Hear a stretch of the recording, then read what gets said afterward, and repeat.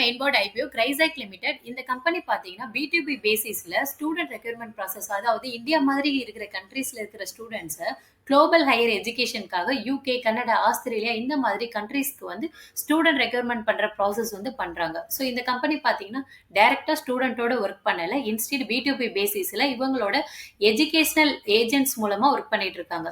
So educational agents பார்த்தீங்கன்னா across 75+ கண்ட்ரீஸ்ல 3948 ஏஜென்ட்ஸோட இவங்க பார்ட்னர்ஷிப்ல இருக்காங்க. இந்த கம்பெனிக்கு 100% ரெவன்யூ வந்து இந்த எஜுகேஷனல் கன்சல்டன்சி சர்வீசஸ் மூலமா தான் கிடைக்குது. அண்ட் 173+ குளோபல் இன்ஸ்டிடியூஷன்ஸ்க்கு வந்து இவங்க இந்த ரெக்ரூட்மெண்ட் ப்ராசஸ் வேற சேவ் பண்ணியிருக்காங்க. இந்த ஐபிஓ சைஸ் பார்த்தீங்கன்னா 860 கோடி. இது கம்ப்ளீட்டா offer for sale.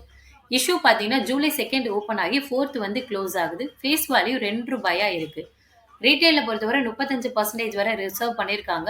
So retail பார்த்தீங்கன்னா 2 லட்சம் வரை அப்ளிகேஷன் வந்து இருக்கு. ஸ்மால் ஹெச்என்ல 2000 அண்ட் பிக் ஹெச்என்ல பார்த்தீங்கன்னா 4110 வரை அப்ளிகேஷன் ரிசர்வ் ஆயிருக்கு. மார்க்கெட் கேபிட்டல் பார்த்தீங்கன்னா 4287 கோடி. இவங்களோட ஃபினான்ஷியல் கரண்ட் இயர்ல 885 ரெவன்யூல 153 ப்ராஃபிட் வரை கொடுத்திருக்காங்க.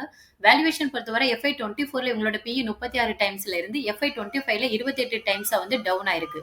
ஸோ இந்த கம்பெனியை பத்தின complete analysis and final update எல்லாம் தெரிஞ்சுக்கணும்னா சேனலை இங்க ஃபாலோ பண்ணி சப்ஸ்கிரைப் பண்ணி பாருங்க. நான் வந்து ஃபர்தரா இந்த கம்பெனியை பத்தி டீட்டெயில்டா போஸ்ட் பண்ணுவேன்.